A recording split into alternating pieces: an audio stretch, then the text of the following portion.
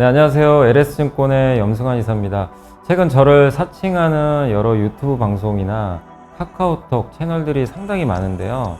저는 이제 LS증권과 함께하고 있는 이 연불리와 함께 채널에서 공식적으로 방송을 좀 하고 있고, 저를 사칭하거나 돈을 달라고 한다거나 리딩을 원하거나 이런 것들은 다 사기일 가능성이 높기 때문에 여러분들이 각별히 주의를 하셨으면 좋겠습니다. 우리의 등장은 쉽게 뜨거워지는 심장을 지키고 길 잃은 머릿속을 냉철하게 만들 것이다. 투자는 그렇게 차가워야 하니까. 성공 투자를 위한 리딩 솔루션 LS증권. 이곳의 사람들은 말한다. 쉽게 뜨거워지지 말라고. 빨간불일수록 더 차가워지라고. 차가운 고수들의 투자 플랫폼 투혼. 네, 안녕하세요. 염승환 이사입니다. 오늘 24년 9월 3일 시장 함께 읽기 시작하겠습니다. 요즘에 장이 너무 답답한 정도가 아니라 시장이 죽어 있는 지금 장세 같아요. 예, 좀 저도 되게 답답하고, 많은 분들이 아마 알고 계시겠지만 이제 금투세 문제가 전혀 해결이 안 돼 있죠. 안 되다 보니까 시장도 지금 답답한 것 같고, 적극적으로 투자할 니즈가 없는 거죠, 사실상. 거래 대금은 완전히 말라버렸고요. 외국인은 또 여기다가 계속 퍼붓고 있고, 그걸 받아줄 만한 주체도 없는 상황이다 보니까 한마디로 시장이 그냥 힘없이 빠지고 있다 라고 보시면 될 것 같습니다. 그래서 참 이게 뭐가 보여야 이게 또 여러분도 또 이렇게 재밌게 방송도 보시고 그런 게 있을 텐데, 이건 도무지 앞이 깜깜하니까요. 예. 그래서 저도 이제 이렇게 정보를 다 정리는 해놨는데 참 답답한 것 같아요. 그래서 주변에 개인 투자분들도 아마 여러분도 아시는 분들도 많이 계시겠지만, 어쨌든 지금 이렇게 증권사 직원들하고도 얘기를 해보면 다들 좀 이제 개인 투자분들 지금 심리 자체가 뭘 적극적으로 하려는 부분들은 없는 것 같고, 차라리 국장 할 바엔 미국장 가자, 이런 심리가 되게 강한 것 같습니다. 근데 이거를 바꾸려면 뭔가 있어야 되는데 그러기도 되게 어렵고요. 그래서 저도 이렇게 자료를 준비는 하는데 참 이게 의욕이 좀 떨어지는 건 어쩔 수 없는 것 같아요. 할 일은 하지만 아무튼 모쪼록 좀 힘내셨으면 좋겠고, 좀 빨리 이게 아직 우리나라는 금투세를 시행할 만한 체력은 전혀 안 되는 상황인데, 어쨌든 결론이 안 나는 것 같아서 좀 답답한 상황인 것 같습니다. 하지만 좀 오늘도 장 보면서 좀 답답했지만 어쨌든 좀 시작을 해볼게요. 일단 메모리에서 D램이 중요하다는 얘기고, 그 다음에 오늘 미국장 안 열렸습니다. 그래서 오늘 해외 증시는 얘기해드릴 건 없고요. 그 다음에 이제 노르웨이가 국방비 늘린다, 방산업한테 되게 좋은 얘기들이 나오는 것 같고, 그 다음에 현대차 기아 판매량이 나왔고요. 2차 전지 어제 급등했는데 관련된 코멘트하고, 어제 한번 말씀드렸죠. 사실 모건 스탠리 보고서가 컸다고 보고 있고요. 그리고 제약바이오, COTC, 이거 예전에 한번 제가 영상으로 한번 설명해드렸던 S-오일이 지금 울산에 짓고 있죠. 그러니까 원유에서 바로 그냥 에틸렌을 뽑아내는 거죠. 석유화학 회사가 하는 게 아니라 정유사가 직접 화학을 하는 거죠. 이거 반도체 피크업 우려, 담배업체, 요새 담배업체 얘기가 많이 나오고 있고요. 투자 전략 간략하게 한번 적어봤고, 삼성물산, HK 이노웨이까지 한번 설명을 좀 빠르게 한번 해보겠습니다. 일단 물가지수는 한국 물가지수가 지금 보시면 전년 동월 대비 이제 2%밖에 안 돼요. 물가가 완전히 잡혔어요. 그래서 아마 11월에 금리 인하 할 것 같고요. 전년 동월 대비해서도 근원 물가는 2.1. 그래서 물가는 미국이나 한국이나 거의 목표대로 지금 가고 있다. 이제 물가 걱정할 건 아니다. 이렇게 좀 보여지고요. 그 다음에 이제 메모리 관련해서 올해 초에 하이닉스의 AI 가속기 기업으로부터 솔깃한 제안이 들어왔대요. 그러니까 5천억 넣는 섬수금 줄 테니까 메모리 반도체 라인 만들어 달라. 근데 이제 하이닉스 입장에서는 지금 엔비디아 되기도 빠듯하니까 이제 포기를 했다라는 내용입니다. 그만큼 이게 AI 가속기에 HBM이란 반도체가 핵심이고, 그냥 아무 반도체가 들어갈 수는 없어요. 옛날에는 메모리 반도체 그냥 3사가 똑같이 만들어서 싸게 팔면 돼요. 그래서 그걸 이제 고객이 사가는 구조인데 지금은 미리 주문을 하죠. 우리한테 맞춰달라. 그래서 만드는 회사마다 좀 다르죠. 그래서 호환하기가 좀 어렵고, 근데 어쨌든 이제 D램 회사들의 위치가 많이 올라갈 수밖에 없고요. 올해 메모리 시장은 작년 대비 91.5% 증가할 것 같고, 내년엔 사상 처음으로 2천억 달러, 한 260조가 넘겠죠. 삼성전자 평택 사공장도 원래 파운드리 쪽인데 D램으로 좀 짓기로 했고요. 시티증권에서는 올해 삼성전자가 시설 투자 12.7조 원 정도, 역대 2020년 이후 최대 투자를 한다고 합니다. 그러니까 이러면 또 나오는 얘기가 공급가용으로 나오는데 그 가능성은 높지는 않습니다. 그건 이따가 나오고요. D램에 집중하고 있고, D램의 위상이 이제 파운드리보다 더 커지고 있습니다. 생산 능력도 지금 이제 급증하고 있고, 그러니까 이제 이렇게 생산 능력이 급증하면 걱정하는 건 공급가용. 근데 빅테크들의 AI 데이터 센터 투자액이 플러스 33.7%나 증가할 걸로 보이고, 내년엔 더 늘어납니다. 그러니까 공급이 늘어도 수요가 워낙 많기 때문에, 그리고 HBM 투자는 많이 하면 할수록 기존의 전통 반도체 공급은 줄거든요. 그런 걸 보면 과거랑 확실히 다른 거죠. 근데 여기 좋은 거 아는데 왜 안 가냐 이거예요. 오늘도 외국인들 막 패대기 치고 답답합니다. 그 모건 스탠리의 겨울 준비하라는 보고서 때문인지 모르겠는데요. 아무튼 뭐 좋은 내용이 나오는 건 좋은데, 뭐 주가는 역주행하니까 좀 답답하긴 합니다. 자, 평화의 나라 노르웨이 국방비 두 배 증액한다. 뭐 국방비 증액하는 거야 뭐 이제는 다 누구나 많이들 아시죠. 노르웨이 국방장관이 한국에 왔나 봐요. 그래서 인터뷰를 했는데 노르웨이의 강한 국방력 필요하다. 그래서 사실 노르웨이는 평화의 나라로 많이 알려져 있지만 노르웨이도 국방비를 지금 이제 앞으로 크게 늘리겠다, 이렇게 언급을 했습니다. 그래서 지금의 2배 수준으로 늘리고, 옛날에 1950년대 이제 6.25 전쟁 났을 때 당시 소련의 위협에 대응하기 위해서 증액한 적이 있거든요. 그래서 다시 낮췄다가 지금 GDP 대비 국방비 비율이 1.8%예요. 이걸 이제 올해 2.2까지 늘리고 있고, 그리고 앞으로 더 늘릴 거라고 합니다. 근데 한국은 이제 우리나라 같은 경우는 방산 강국이고 가성비가 좋죠. 근데 노르웨이는 좀 아쉽게도 우리나라 K2 전차 대신에 독일의 레오파드를 선택을 해버렸죠. 그건 좀 아쉽고, 다만 이제 K9 자주포는 수입을 하고 있고요. 뭐 우리나라에서 선박도 많이 건조해 가는데 협력 많이 하지 않겠냐. 근데 말로만 하지 말고 이게 행동으로 보여주면 더 좋겠죠. 근데 노르웨이가 왜 그럴 수밖에 없냐면, 이게 보이세요? 이게 유럽 지도인데 여기가 러시아죠. 러시아랑 노르웨이 요 끝부분 있죠. 핀란드 위쪽. 여기 국경이 서로 맞닿아 있어요. 그러니까 핀란드, 노르웨이, 러시아는 이 3국이 스웨덴은 상대적으로 안전하죠. 근데 러시아랑 맞닿아 있습니다. 러시아의 야욕이 굉장히 크기 때문에 위협스러운 거죠. 우리도 폴란드처럼 폴란드가 아니라 그 우크라이나처럼 되면 어떡할까? 이게 공포가 있는 거죠. 그래서 어쨌든 노르웨이도 국방비 지출을 늘릴 수밖에 없는 상황이고, 그리고 각자 도생의 시대죠. 그래서 전 세계 국방비가 3천조 원, 작년에 지출한 게 무려 3천조 원이고, 지난해 149개국 중에 3분의 2가 넘는 69%가 국방비 지출을 늘렸다고 합니다. 이거는 그냥 선택이 아니라 필수예요. 왜? 러시아 전쟁 때문에 그런 거죠. 그래서 나토 회원국들은 GDP 대비 국방비 비율을 이제 2% 이상으로 늘리기로 했죠. 지난해 국방비 지출 증가액 상위 10개국 보면 러시아, 우크라이나, 미국, 중국, 폴란드 뭐 이렇게 다, 우리나라는 뭐 상대적으로 그렇게 많지는 않아 보이죠. 그리고 나토 회원국의 전년 대비 국방비 지출 증가율 엄청납니다.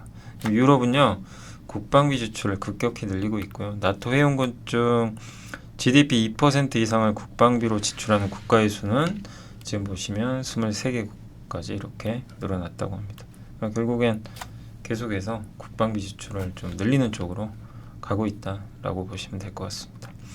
그러니까 이런 부분들은 계속해서 뭐 국방비를 늘린다는 측면이니까 방산업종한테 좋죠. 근데 어쨌든 이렇게 자꾸 국방비 늘리는 건 이제 좋은 건 아니죠. 그만큼 위험하다는 얘기니까 좋은 건 아니지만, 그러나 뭐 이거는 어쩔 수 없는 부분 같아요. 예. 국방비를 늘리지 않으면 각자 도생의 시대에 살아남을 수 없죠. 그래서 방산주한테는 어쨌든 중장기적으로 예, 계속 이런 이슈들은 긍정적인 것 같습니다. 자, 그리고 이제 보고서 설명해드리면 현대기아가 오늘 많이 빠졌죠. 이유가 있어요. 8월달 판매 수치가 나왔는데 좀 안 좋습니다. 예상보다 안 좋았고 3년 평균 달성률을 지금 하회하고 있어요. 내수 부진, 최근 수요 둔화, 경쟁 심화로 판매가 둔화되고 있다. 송선재 연구원님은 이렇게 언급을 해주셨고, 올해 실적 전망에서 물량 증가는 없다고 보고 하반기 환율을 1370원으로 봤는데 지금 8월까지 물량이 마이너스 1% 부족하대요. 이제 덜 팔린 거죠. 환율은 더 떨어졌죠. 그러면 이게 만약에 이번 달까지 이어지면 실적 전망은 불가피하다, 하향하는 게. 그래서 아마 이런 우려 때문에 빠진 것 같고요. 신영의 문영권 연구원님도 해외 판매가 현대차가 생각보다 크다. 인도 판매가 좀 많이 줄었다고 합니다. 마이너스 8%. 그래서 판매 반등 필요하다. 주가 오르기 위해서. 한투증권의 김창호 최고연구원님은 3분기에 판매량 둔화 시그널이 확인됐다. 예, 인센티브 증가는 없을 것 같다. 재고 많지 않기 때문에. 그래서 물량은 피크아웃인데 단가는 아직은 괜찮다. 다울투자의 유증연구원님은 전기차 화재 사고에도 전기차 판매는 괜찮았대요. 현대기아. 특히 EV3가 내수에서 4,000대 팔려서 괜찮다고 합니다. 주가도 싸고. 전기차 쪽은 조금 나아지고 있고요. SK증권에서는 해외 판매 부진으로 3분기 실적 우려된다. 그래서 중국 제외하면 글로벌 전체 전기차 시장도 역성장했다. 그래서 여전히 뭐 전체로 보면 전기차도 부진하고 현대차 해외 판매도 부진했다. 이런 것들을 종합해 보면 현대차 성장이 어렵다고 좀 보는 것 같아요. 네. 그래서 근데 주가는 또 싸잖아요. 그래서 뭐 저는 그렇게 크게 빠질 거로 안 보는데 불편한 거죠. 예. 성장이 안 나온다고 생각한다면 위가 막혀버리니까. 그래서 현대기아가 이런 밸류업 때문에 최근에 좋긴 했지만 이런 이제 성장에 대한 이제 불확실성 때문에 주가 쉬고 있다. 그러나 주가가 좀 빠진다면 오히려 또 기회가 아닌가 또 싶고요. 왜냐하면 밸류 자체가 워낙 낮아요. 네, 낮고 현대기아의 상품성이 워낙 좋은데 다만 작년에 워낙 많이 잘 됐죠. 작년에 잘 됐기 때문에 기고 효과도 있고, 그러니까 역기저 효과라 그러죠. 작년이 너무 높았기 때문에. 그러니까 계속 고성장하기 좀 어렵거든요. 그래서 올해 하반기까지는 이제 성장은 조금 기대하기 어렵기 때문에 주가가 막 드라마틱하게 가기는 어렵겠지만 배당 많이 주죠. 이 배당이라는 건 주가 빠질수록 더 좋죠. 빠지면 더 싸게 살 수 있고 배당 수익률이 올라가니까 그런 관점으로 보시고, 어쨌든 현대기아가 좀 당분간 주가 부진할 수 있다는 건 왜냐하면 이런 부분 때문에, 판매 우려 때문에. 근데 9월 판매가 다음 달에도 발표되는데 그게 또 예상보다 좋아지면 또 주가는 한번 올라가겠죠. 그래서 일단 판매량에 대한 좀 약간의 둔화 우려 때문에 주가 좀 부진하다, 이렇게 생각하시면 좋을 것 같습니다. 자, 2차 전지는 어제 뭐 모건 스탠리 자료 한번 말씀드렸죠. 그 내용이죠. 내년에 유럽에서 이산화탄소 배출량을 116g인데 93.6으로 줄여야 됩니다. 그러면 전기차 많이 팔아야 되겠죠. 무거운 차량 생산하는 포드와 폭스바겐은 더 심각한 문제고, 그러니까 전기차를 더 팔 수밖에 없고요. 양극재 수출은 소폭 회복이 됐고, 전기차 근데 수요는 아직 좀 부진하다고 합니다. 그리고 실적은 바닥은 지나가는 것 같다, 이런 내용인데 성장 속도는 좀 확인 필요하다. 그러니까 전기차 판매가 지금 급증하는 것은 사실 아니잖아요. 회복 시점 불투명하다. 매월 전기차 판매량 데이터 확인해 보자. 그러니까 공감대 형성돼 있어요. 아, 바닥은 찍었구나. 또 내년에 유럽에서 전기차 많이 팔릴 것 같고, 이런 건 좋은데 뭔가 이제 지금 당장 뭐가 분위기가 엄청 좋아지고 판매량이 증가, 이런 건 아직은 안 보입니다. 그러니까 한계는 있다. 그래서 저도 바닥은 쳤다는데 동의는 하는데 이게 올라가는 속도는 좀 느리지 않을까. 그래서 어쨌든 2차전지 잘 버텨야죠 지금. 사실 뭐 여기서 더 나쁠 거는 뭐 그렇게 많아 보이진 않고요. 이미 악재들은 다 노출이 됐기 때문에요. 그 다음에 이제 KB증권의 이창민 연구원님은 이제 전일 주가 급등 이유는 다양한 요인이 있다, 뭐 이렇게 했는데, 민주당의 대선 승리 가능성도 영향을 줬다라는 내용 같고요. 뭐 이건 당연한 내용이죠. 뭐 해리스가 된다면 배터리 기업들 주가는 급등할 수 있죠. 네, 정책이 연속적으로 이어지니까. 트럼프 되면 당연히 안 좋아요. 그건 뭐 어쩔 수 없는 거죠. 그러나 어쨌든 대선은 아직 모릅니다. 누가 될지 모르니까 아직은 좀 불확실하다, 이렇게 보는 게 좀 맞는 것 같고요. 만약에 이제 민주당이 된다면 미국에서 포스코 퓨처엠이 좀 탑픽이다, 이런 내용입니다. 그러나 어쨌든 지금 민주당이 될지 공화당이 될지 그거는 9월 10일 날 또 TV 토론까지는 지켜봐야 될 것 같아요. 그래서 아직은 뭐 선거 부분에 대해서는 조금 지켜봐야 될 것 같고요. 제약바이오는 이제 업사이드를 찾아야 된다. 왜냐면 최근에 좀 많이 올랐잖아요. 그래서 대형 제약사에서 HK 이노엔, 한미약품 보자, 이런 내용이고, 중소형 제약사에서는 GI 이노베이션, 브리지바이오. 저는 이 두 회사는 잘 모릅니다, 저도. 근데 HK 이노엔은 K캡 있죠, 역류성 식도염 치료제. 이거 이제 워낙 많이 말씀드렸죠. 그래서 이제 임상 3상이 끝나요. 끝나서 미국에서 하반기에 그 FDA 승인이 나옵니다. 이제 모르죠, 될지 안 될지 모르지만 일단은 임상 종료 후에 지금 FDA 승인 이제 대기 중에 있고, 비미란성입니다. 염증이 없는 거. 미란성은 염증이 보이는 건데 이게 시장이 좀 더 크긴 커요. 요거는 내년 초에 임상이 끝나요. 요거까지 할 거고, 한미약품은 이제 비만 치료제 신약 파이프라인 다수 보유하고 있죠. 그래서 임상 결과 내년에 아마 발표할 걸로 일부 보고 있는 것 같고요. 중장기적으로, 그러니까 저도 한미약품은 중장기적으로 저는 이제 비만 치료제 파이프라인 갖고 있기 때문에 좀 시간은 걸리지만 중장기적으로는 괜찮을 것 같고요. GI 이노베이션은 알레르기 파이프라인 갖고 있대요. 그래서 연내, 그러니까 임상 1상이 2건이 마무리 단계고 연내에 데이터가 나온다고 하니까 내년 2월 알레르기 학회에서 발표가 된다고 합니다.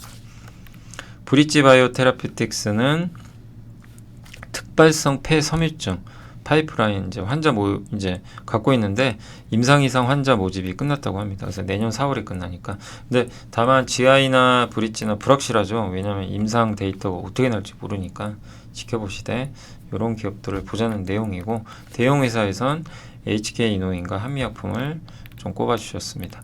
COTC는 한마디로 지금 석유와 에틸렌을 어떻게 만들죠? 원유에서 원유를 이제 끓는 물 차이에서 분리를 하죠. 그럼 여기서 휘발유 나오고 경유도 나오고 근데 그 중에 이제 나프타가 일부 나와요. 많이 나오는 거 아니에요. 이 나프타를 NCC에 넣어버려요. 분해하죠. 분해하는 건데 그럼 에틸렌 나와요. 요걸 하는 회사가 어디죠? S-오일 같은 정유사.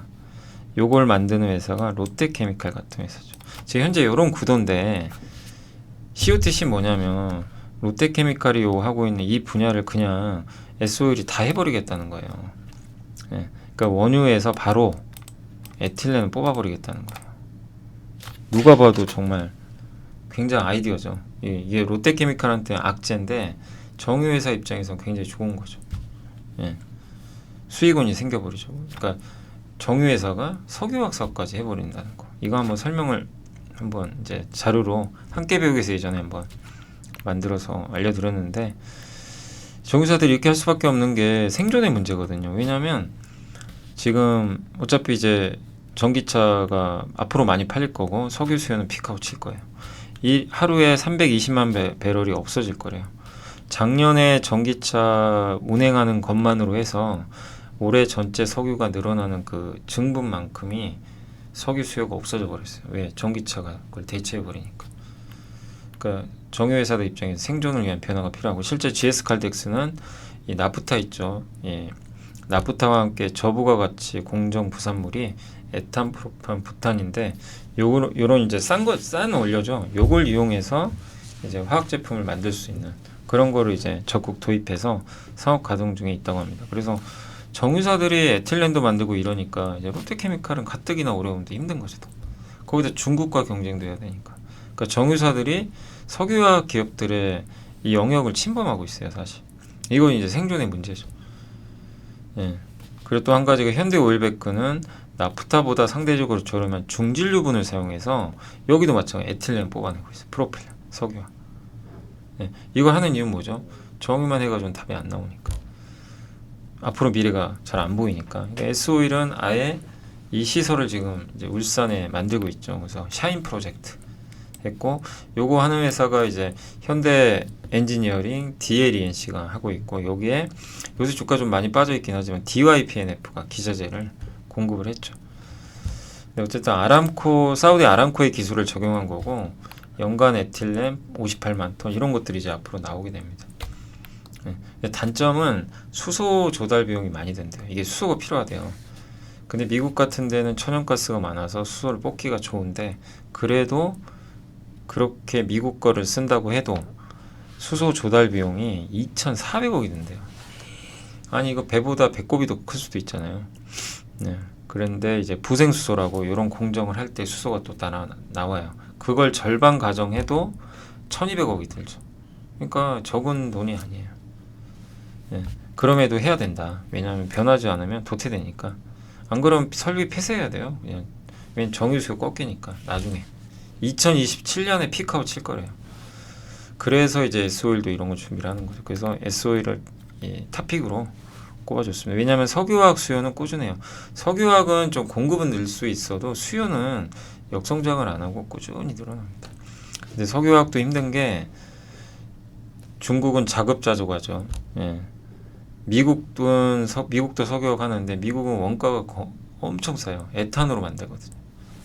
미국은 원가가 싸고, 예. 우리 한국을 비롯한 아시아는 원가가 비싸요. 나프타 쓰니까. 그래서 경쟁이 안 돼요. 그러니까 뭐 롯데케미칼이나 LG화학의 이런 화학 사업이 너무나 힘든 거죠. 사실. 근데 어쨌든 정유랑 화학 통합 설비죠. 이런 게.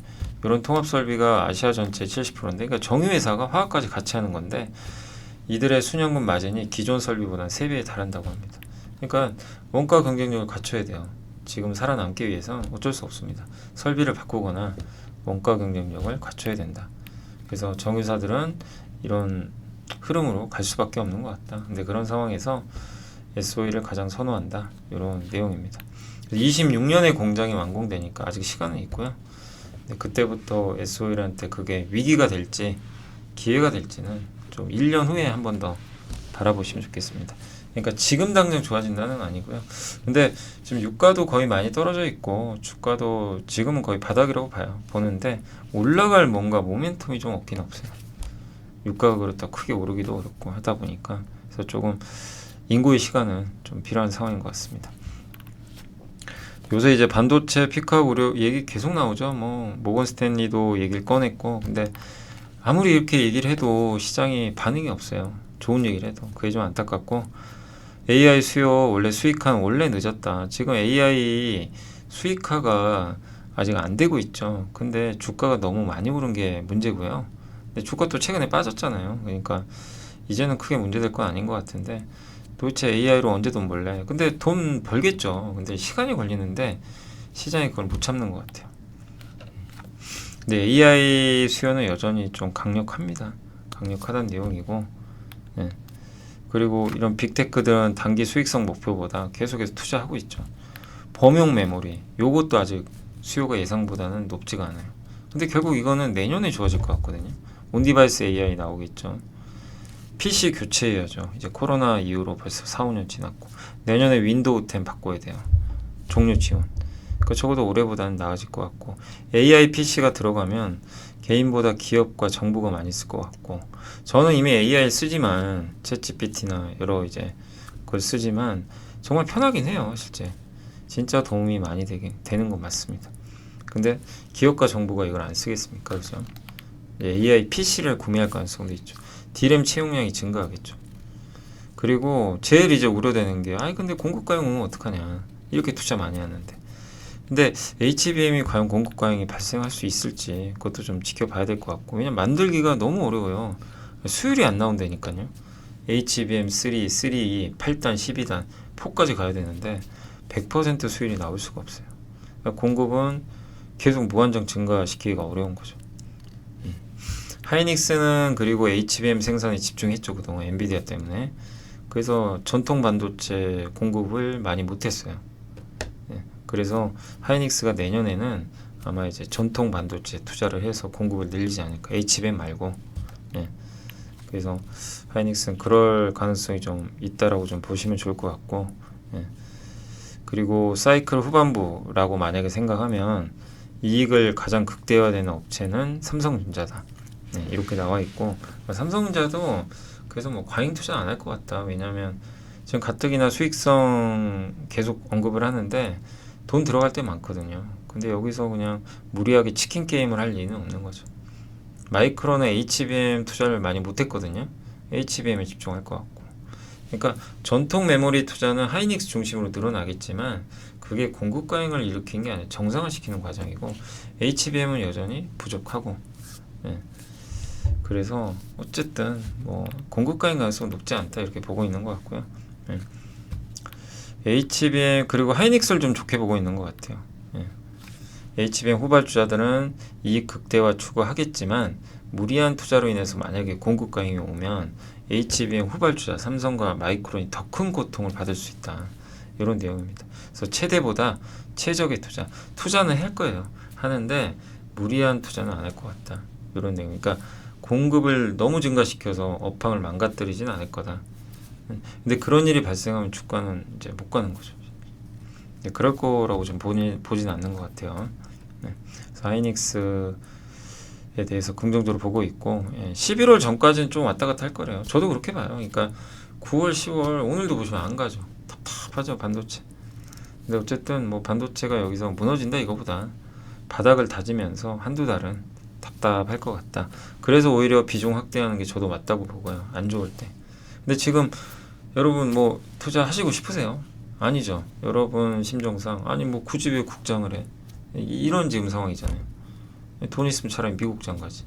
대부분 그런 생각 하실 거예요. 뭐 금투세도 해결도 안 되고 한국 시장은 뭐 그냥 뭐 거래도 안 나오고 재미도 없고, 예. 오르면 빠지고 조금 빠지면 좀 오르고 약간 이런 인식이 되게 커졌어요. 한국은 폭락할 때만 사죠. 그러니까 이게 좀 답답한 거죠. 왜냐하면 그게 맞았거든요. 그동안 보면. 그러니까 지금처럼 이제 어중간한 구간에서는 그냥 관망하지. 그러니까 이렇게 좀 긍정적인 내용이 있어도 사실 이제 투자가 잘 안 될 수밖에 없고, 근데 사실 이렇게 안 좋을 때 투자하는 게 맞거든요. 반도체는 이렇게 계속 안 좋을 때 모아 가는 분들이 그동안 승자가 됐어요. 그동안 보면. 근데 쉽지 않죠. 네. 또 이제 고점에 물려 계신 분들은 더더욱 힘들고, 근데 기다려야죠. 어쨌든 지금은 보유하시면서 기다리는 구간 같고요. 사이클은 다올에서는 26년까지 사이클은 이어진다 이렇게 보고 있으니까 참고하시면 되겠고, 그냥 담배 업체 지난주에도 한번 담배 보고서 나와서 한번 설명해 드렸는데, 안 그래도 또 아임증권에서 담배 얘기가 나왔고, 글로벌 담배 제조업체들 현금 흐름이 좋고요. 4개사의 평균 주주환원율이 무려 92. 그러니까 주주환원도 잘해요. KTNG도 방경만 사장이 왔죠. 그래서 뭐 주주환원 잘해줄 걸로 보고 있고, 그 다음에 3년간 주주환원 계획을 작년에 이미 발표했고요. 자사주 매입 배당 이런 거 통해서 많이 돌려줄 예정이라고 합니다. 올해 반기 주당 배당금 1,200원, 전년 대비 연간 주당 배당금 증액도 할 거다라고 언급을 했고, 기업가치 제고 계획도 공시할 예정입니다. 그리고 일반 관련 수출 담배도 지금 잘 되고 있고, 전자담배도 지금 잘 되고 있죠. 그래서 전자담배가 마진이 이익률이 좀 낮아요. 그래도 구조적으로 이쪽은 좀 성장하는 분야입니다. 그리고 이 KTNG 같은 경우는 필립모리스랑 이제 제휴를 해서 해외 쪽은 이제 그 유통망을 뚫어서 공략을 하고 있고, 그래서 KTNG가 되게 지금 잘 하고 있는 것 같아요. 그리고 작년 1월에 이제 여기 필립모리스랑 15년 판매 관련 장기 계약도 체결을 했죠. 그래서 아직 근데 미국 내에서는 저 관련형 이렇게 이걸 뭐라 그러죠? 관련 이렇게 입담배 이렇게 하는 건가요? 이런 것처럼 이제 하는 전자담배 시장이 열리지 않았다. 뭐 누가 보면 제가 담배 한 번도 안 핀 사람 같은데, 이제 안 핀 건 아니고 저번에도 말씀드렸지만 군대 가기 전에 폈다가 이제 군대 갔다 와서 끊어버렸어요. 저랑 담배는 아닌 것 같더라고요. 근데 아무튼 이제 관련형은 이렇게 입담배로 이렇게 빠는 거죠. 근데 네, 그런 이제 전자담배 형태인데 이게 미국에서는 아직 이 시장이 열리지 않았대요. 그러니까 미국은 뭐죠? 액상 담배인가요? 그런 거 위주인지 제가 잘 모르겠는데, 근데 미국은 관련형 전자, 우리나라는 관련형 전자담배가 많잖아요. 그러니까 미국은 아직 안 열렸으니까 이런 부분에선 또 기회가 있을 수 있다. 뭐 그런 내용 아닌가 싶습니다. 담배는 저는 성장한다 이런 거보다도 주주환원 측면에서 보시면 좋을 것 같아요. 다만 최근에 KTNG도 가파르게 올라왔으니까 그냥 관망만 하시는 게 지금은 좋지 않나 싶습니다. 다만 조정이 어느 순간 또 크게 나온다면 그때 또 들여다보시면 좋을 것 같습니다.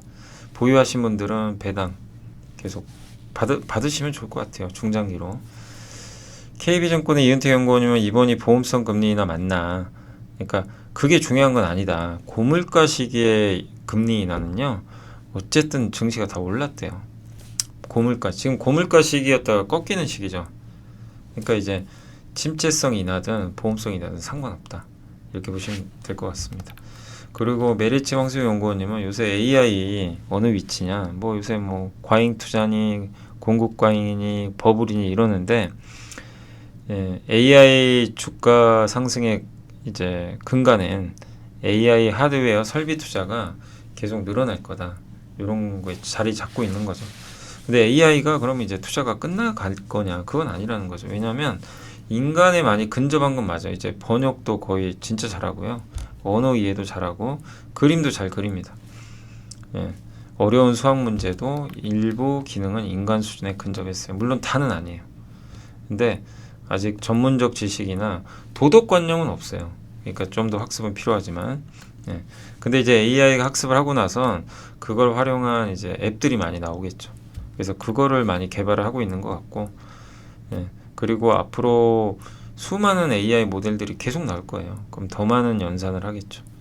그렇기 때문에 AI에 대해서 의심할 필요는 없다라는 내용인 것 같습니다. 그리고 메리츠 이승훈 연구원님은 비농업 이번 주 금요일에 발표되죠. 비농업 고용자 수가 10만 명 이상이면 괜찮다 이런 내용이고요. 미국 경제활동 인구가 연간 평균적으로 127만 명씩 증가한대요. 그러면 이걸 12로 나누면 얼마죠? 월간 10.6만 명이죠. 그러니까 월 평균 10.1만 명의 비농업 고용자가 증가하면 실업률 4%니까 실업률 4%면 침체가 아니에요. 그러니까 이런 걸 본다면 비농업 취업자 수가 10만 명은 넘어간다면 뭐 괜찮다 이런 내용입니다. 참고로 이번 그 8월달 고용보고서에 비농업 취업자 수 전망은 16만 명 정도 되는 걸로 알려져 있습니다. 신한투자의 김성환 오한비 연구원님은 미국 장기 강세장 가능하다. 중국 소비가 그러니까 두 가지 이유 때문이래요. 물가가 앞으로 계속 낮아질 것 같다. 이건 뭐냐면 미국은 여전히 소비도 좋고 한데 중국 소비 안 좋은 거 아시죠? 중국이 생각보다 지금 되게 안 좋아요. 그런데도 투자만 해요.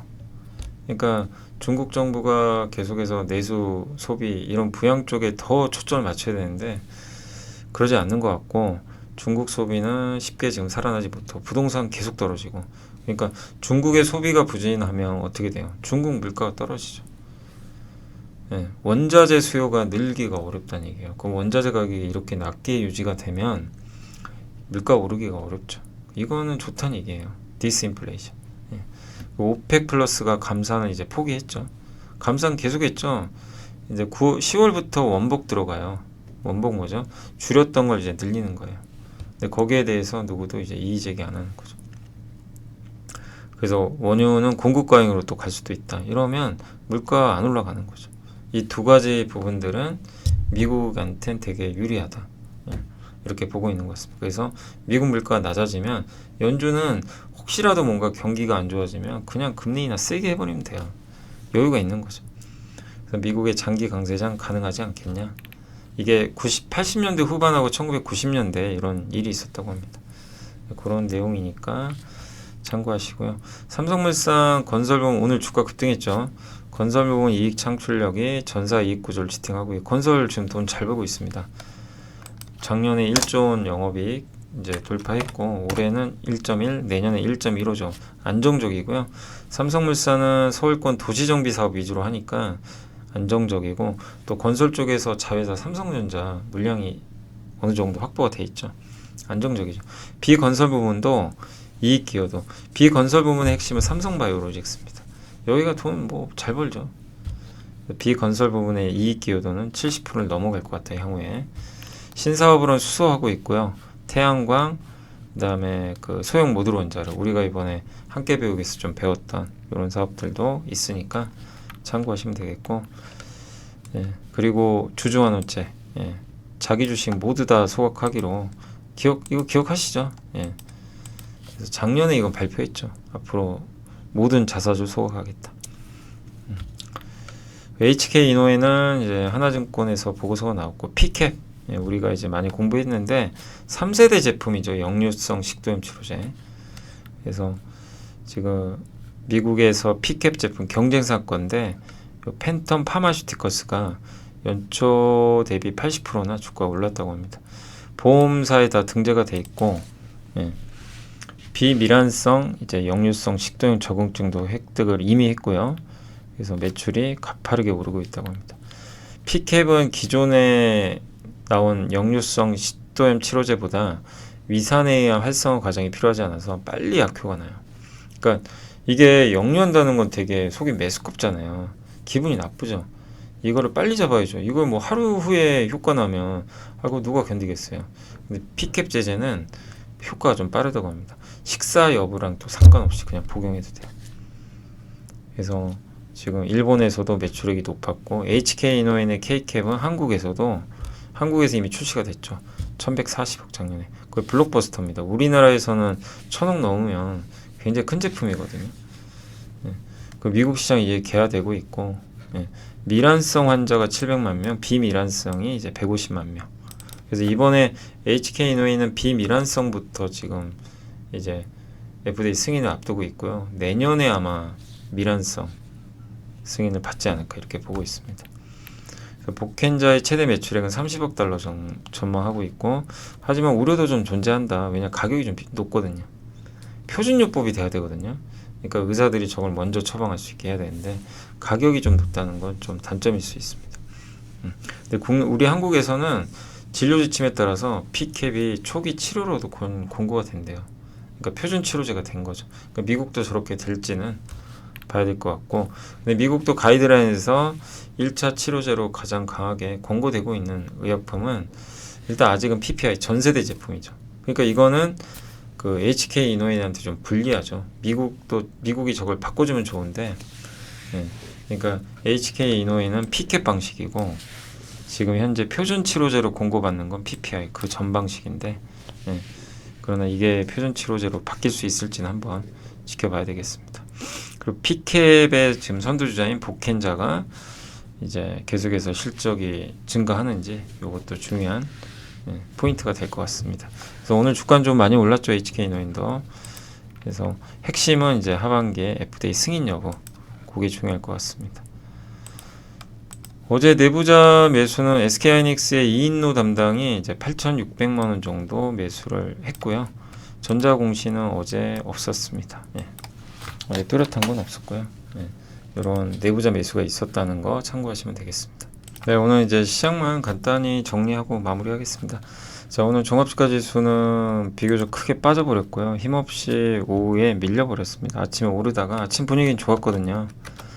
코스닥은 급락했고, 뭐 코스닥은 이렇게 진짜 어렵게 올랐는데 또 오늘 하루 만에 답답하게 좀 끝이 난 것 같습니다.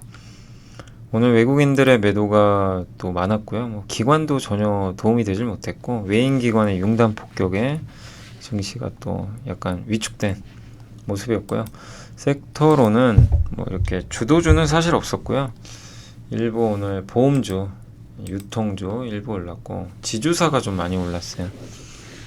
예, 그리고 비트코인 관련주 일부 올랐고, 손해보험, 통신주, 예, 방어주죠. 대부분 편의점 업체들도 좀 주가 올라가고, 오랜만에 이마트 올라갔고요. 카지노는 지표가 좀 잘 나왔습니다. 그래서 좋았고, 증권주들 일부 올라갔습니다.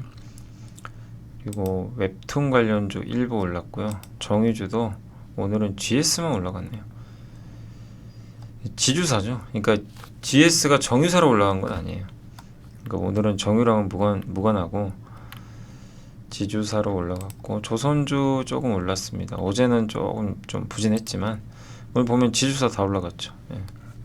그래서 오늘은 이제 지주사의 주가가 좋았습니다. 밸류업 기대로 간 것 같아요.